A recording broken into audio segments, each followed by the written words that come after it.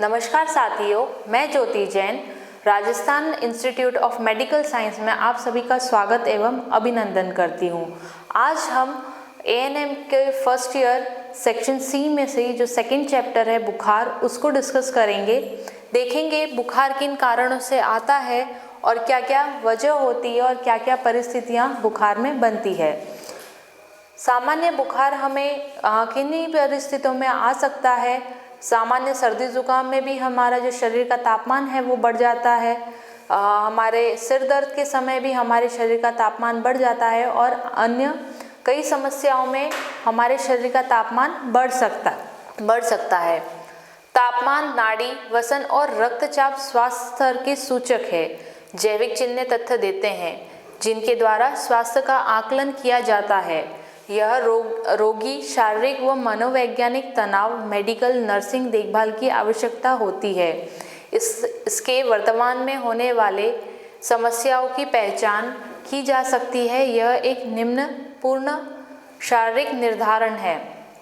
तो जो हमारे शरीर का तापमान है, नाड़ी है, वसन है और रक्तचाप है, ये हमारे शरीर के सूचक है। इनमें कोई भी बदलाव होता है तो हमारे शरीर में कोई ना कोई परिवर्तन आया है या कोई ना कोई समस्या उत्पन्न हुई है, ये हमें ज्ञान होता है।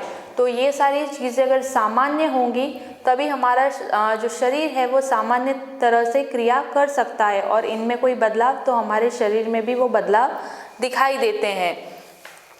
तो आगे हम देखेंगे जैविक चिन्हों का अवलोकन करने संबंधित निर्देश। तो इसी को हम बोलते हैं guidelines of observing vital sign. तो कौन से जो वाइटल साइन है या जैविक चिन्ह है जो हमारी परिस्थितियों को बताते हैं। सबसे पहला, रोगी के स्वास्थ्य के स्तर का निर्धारण करने के लिए उसके जैविक चिन्हों को दिन में आवश्यकता अनुसार नापा जाता है। आवश्यकता अनुसार रोगी के जैविक चिन्हों को नापा जाता है। जैसे मैंने पहले ही बताया है, अगर हमारे जो जैविक चिन्ह जैसे तापमान, नाड़ी या रक्तचाप सही होंगे तभी हमारा शरीर सही से काम करेगा। तो इन सबको नापने के लिए ये सारे जैविक चिन्ह होते हैं और इनको समय समय पर नापा जाता है। नर्स जैविक चिन्हों को नापती है और उसके महत्व की व्याख्या करके नर्सिंग क्रिया करती है।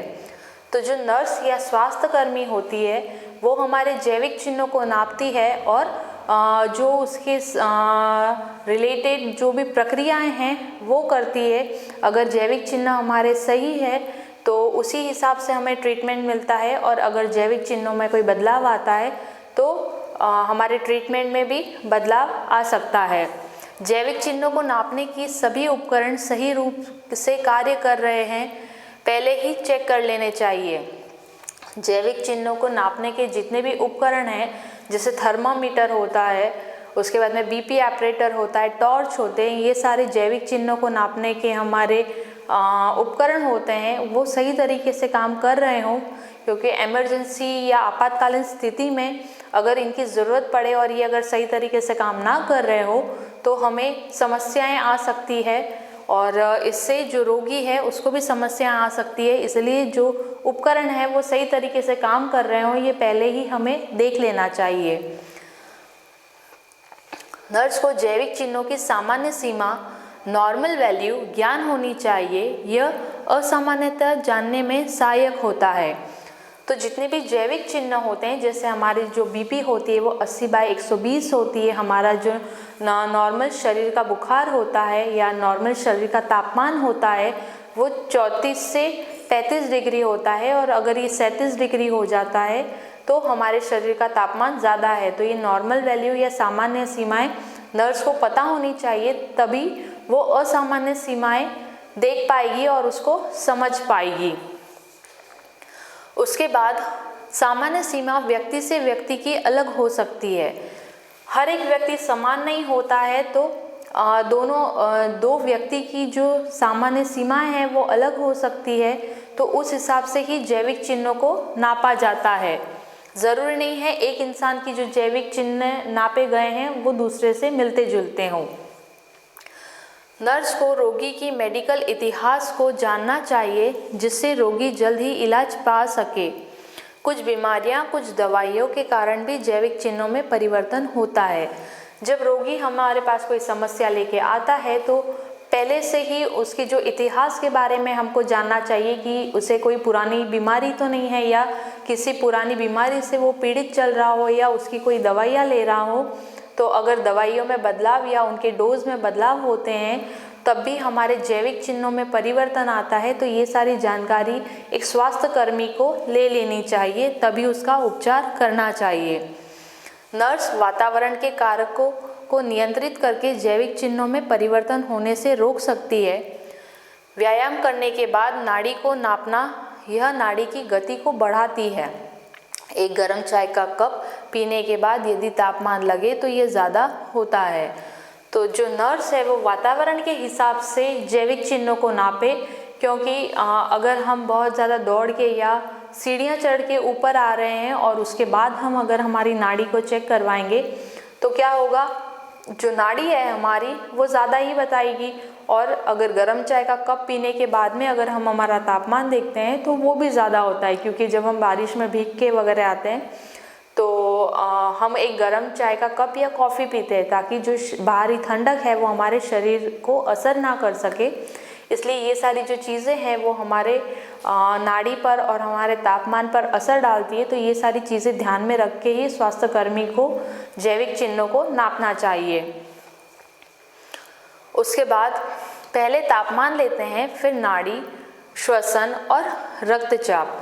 तो सबसे पहले हम तापमान लेते हैं, फिर नाड़ी लेते हैं, उसके बाद में उसकी श्वसन देखते हैं और आखिरी में उसका रक्तचाप देखते हैं कि वो सब सही तरीके से काम कर रहे हैं या नहीं, या इनमें कोई बदलाव तो नहीं है।